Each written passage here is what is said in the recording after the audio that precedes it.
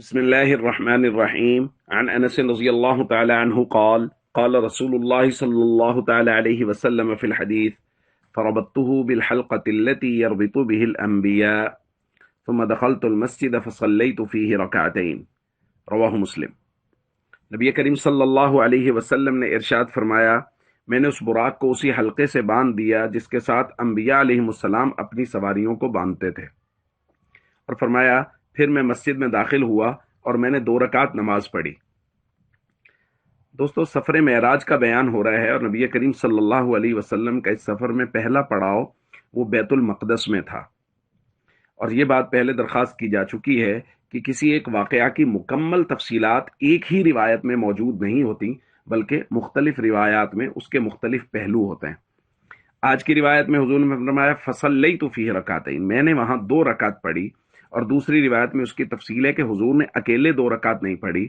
مسلم شریف کی دوسری روایت میں حضور نے فرمایا وقد رأیتنی فی جماعت من الانبیاء، کہ جب میں مسجد اقصی میں بیت المقدس میں داخل ہوا تو میں نے اپنے آپ کو انبیاء کی جماعت میں پایا، میں نے دیکھا وہ سب انبیاء وہاں موجود ہیں۔ فَإِذَا موسیٰ علیہ السلام قائم یصلی، موسیٰ علیہ السلام وہاں نماز پڑھ رہے ہیں۔ فَإِذَا عیسیٰ بن مریم قائم یصلی، عیسیٰ بن مریم وہاں نماز پڑھ رہے ہیں۔ وَإِذَا ابراہیم علیہ السلام قائم یصلی، ابراہیم علیہ السلام وہاں نماز پڑھ رہے ہیں، تو سب انبیاء نماز پڑھ رہے ہیں۔ حضور علیہ الصلوۃ والسلام نے فرمایا کہ اتنے میں فحانت الصلاۃ، نماز کا وقت ہو گیا۔ نماز کا وقت ہونے کا کیا مطلب؟ اذان ہوئی، جبریل امین نے اذان دی اور سب انبیاء جمع ہوئے، اور جبریل امین نے نبی کریم صلی اللہ علیہ وسلم کو مصلی امامت پہ کھڑا کیا۔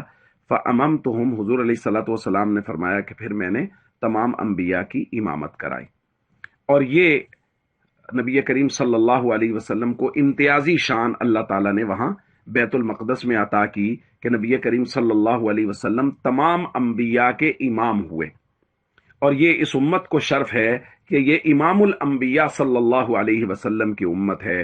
اور وہ کیا خوبصورت بات انہوں نے کہی تھی کہ چاند تارے ہی کیا دیکھتے رہ گئے، ان کو ارض و سما دیکھتے رہ گئے، وہ امامت کی شب، وہ صفے انبیاء، مقتدی مقتدا دیکھتے رہ گئے۔ السلام علیکم ورحمۃ اللہ وبرکاتہ۔